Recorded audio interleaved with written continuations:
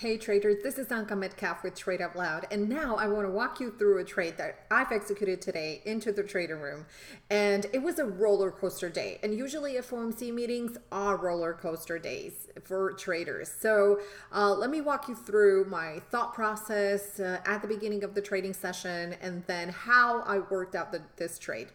The trade that basically I called was into the Dow. There were really good lineups for bullish day trades in the Dow, the S&P, NASDAQ, and in Russell. And there were trigger points in the Dow into the 28,868. We had a trigger in S&P at 32.92. I'm going to walk you through in just a little bit through those charts. In NASDAQ, we had a trigger at 91.57. And we also had a trigger in Russell at 1665.1. The trade that I selected for my personal account to trade was the Dow.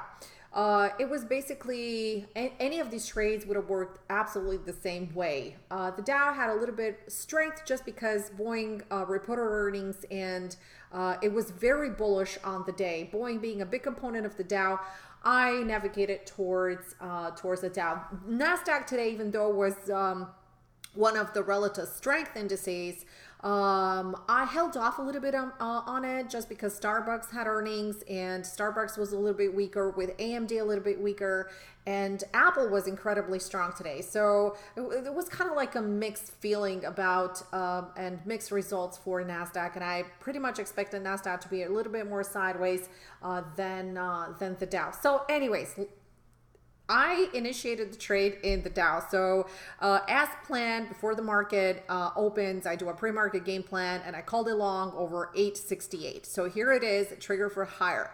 Little then we know that very shortly after, I'm going to walk you through right now to a 5-minute chart. So very shortly after, you can see that it triggered us up and it started to fall below. I was watching it, and we're reaching into the 816 zone, and we were actually, because we were trading in a range bound market, you know, I had a lot of confidence in my levels. So there was strong support level into the 28,600. So there's a huge difference, and I agree there's a huge difference. But this is not a market for if you're trading with scared money, or if you're trading with tight stops. It's not a market for tight stops. It's just going to chew you up and spit you out, and it's not going to work out. Take a look at the prior price action, and usually when you see prior price action, the behavior of prior price action, that's a very good indication that this is into a choppy territory. So there's a time where you can apply tighter stops, and usually I look and kind of stock for tighter stops in indices and gold or oil or any commodity that I trade. But then today, because we were trading such in a wide range bound market, I decided to leave a soft stop. A soft stop is basically not a hard stop, so you don't put it hard on your platform, and you work out the trade. And this is one of the things that professional traders know how to do, because they have confidence in their levels, right? So they literally don't freak out when they see and when they get out on red. And this is one of the things that my mentor taught me, was to never get out on panic, but wait until things are calming down and then try to work the trade out. And a great trader knows how to work the trade out to get into a break even or even a positive territory, or with very little loss off of this trade. So long story short, initiated the trade. The trade pushed a little bit higher. So our trigger was over 68. 68 was my entry, and then it went to 88, 20 points. I don't get out of bed for 20 points. So I was looking for a really, really big profit on this. We did have target levels into the 924. So I was waiting for a first target into the 924, and I had targets layered out all the way to 29,000. And don't forget, this is FOMC day, and it was FOMC day. And guess what? I was prepared to work the trade out. So anyway, traders panicked. They reached the first area of support right here, and they started to panic, sell. We reached an area of support, and I saw my miracle volume spike right here. So that's a true indication, and a very good indication that the momentum for the downside has concluded, and a reversal is imminent. So what I did at this point in time, of course, we know that 10 o'clock is what? 10 o'clock reversal time, right? So the perfect timing in the market. So I went to my 15-minute charts and I waited. Let me just zoom in a little bit. So I waited for this reversal to happen off of my support zone that you have here notated on the chart. So my first entry, once again, was 28,868, and then I waited for the panic sell, and I didn't just add anywhere, but I added based on this reversal. So my add to this trade were 752. 752 was my add. Actually, a lot of traders that are in my room initiated this as a first trade of the day because the first trade spiked into the first second of the trading session, of the New York trading session. So they actually made some money on this, but let me share with you what I did. So I added more, another lot. So I had one lot here. So I added my second lot here on the reversal technical point, and I averaged out a 10. And guess what? The trade started to go higher and higher and higher and higher. So it traded above a 10. Once it started trading above a 10, I wanted to take some profits into these highs right here. And this was actually some take profit zone. It was an inflection point into the 20s, between 20s and 30s. And at this point, I wanted it to see if we could complete the reversal to the upside into the 868. So long story short, I placed my stop at a break even at 810. I trailed out of the trade right here, but I was happy because guess what? The index went down from 868 all the way to 676 without any kind of panic, relying on the levels. I managed to manage the trade to break even. All right, now here's the second part of the story is that when I saw that the price is accelerating lower and it is exceeding 100 points to the downside, I wanted to have some hedge, right? Some another trade that will counter and where actually I can make money if this trade is gonna even dive more below 640 or 630 or 650. So in this respect, I took another trade, and this was in gold. All right, and I was hedging basically my position into the Dow. So what I did, let me just get right here. Okay, so I initiated the trade as a long into the 77. You could see the line in the sand right here into the 77. Okay, so 77, when the price was at 77, I initiated the trade because the market was pulling hard in, again, on a day trading level, not on a swing trade. By any means, the market is still very strong, okay?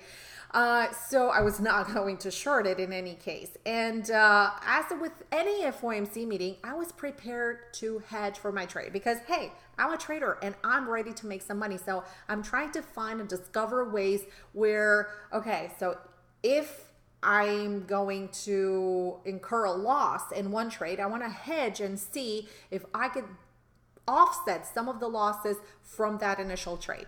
So I took it. I took GC long at 1577. Bam! I took it long right here. This is the 15-minute chart. I took it long at 77. And guess what? It went a little bit higher and then it started to drop a little bit. I had a stop into 75. So I'm sorry, into 72. And then I raised my stop to 75. So initiated the trade at 77, had a little bit looser stop into the 72. You can see the alert right here. And then as the market was actually recuperating, the price in gold remained lower, but I still wanted to maintain this hedge, right? So at this point, I was out of my Dow trade with not with profit, but at break even. So I managed to work the trade out, and I was still long gold, and I was going to leave gold on because it had a very strong, robust structure. So I'm going to show you the structure from the hourly chart. This is where I initiated the trade. I like this pullback right into support. You can see the notation right to the left-hand side of the chart. So we initiated the trade right here. As you could see, FOMC came and we spiked a little bit to the upside. Then we came back in, and then guess what? This is FOMC meeting right here, and we continued higher, okay? We continued higher and we pushed higher. Now, the first part of the trade for the hedge, the day trading portion of it, achieved the target of 1580. We made $3 on it. We booked $3. That's about $300 per contract. We booked that money for traders that are in the trading room that are looking to day trade.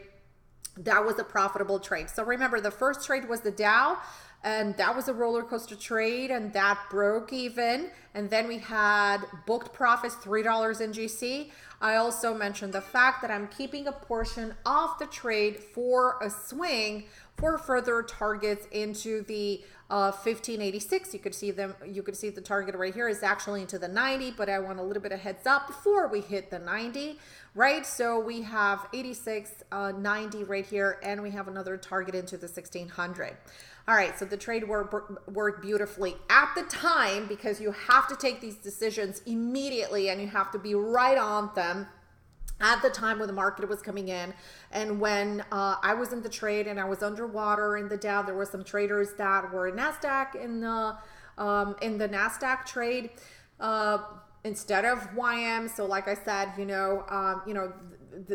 there were signals in most of these indices this morning. So what happened, I turned to bonds. Now, those of you that know me, not really a big fan of trading bonds, but hey, they work, okay? So I like to trade them, especially when I have different situations that are happening in the market. For instance, market coming in heavy into FOMC, and this was a no-brainer. So for me, I saw an opportunity for a breakout over 162. It was a whole number. The fact that the bonds were hovering, were actually levitating into these highs right here, it meant to me that, yeah, you know what, this area is being digested and a breakout is imminent. And guess what happened? The breakout happened into 10 o'clock.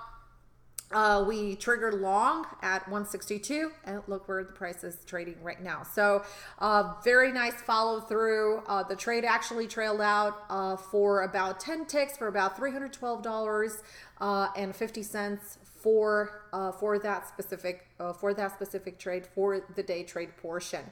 So all in all, today it was a very good day. We managed to offset one trade by working it out without having any panic. Without applying strict 100% strong technical analysis skills, so doing technical reversals. And we had two really good hedge trades that we were hedging basically our initial trade into the Dow with gold and bonds, and we managed today over $613 per contract. So per contract. And usually traders in my trading room trade a minimum of 3 to 4 or 5 contracts at a time. So that's your profit for today. Thanks so much for tuning in. Just wanted to walk you through this quick roller coaster trade to show you guys how I manage the trade. Thanks so much, and I'll see you tomorrow. We're hosting a webinar where I'm going to be presenting 5 ingredients to a very good high odds trade. So if you're interested in that, don't forget to register for the webinar. Emails were sent out, so make sure you register, reserve your spot, and I'll see you tomorrow night. Thanks so much, and have a great profitable trading week, rest of the trading week.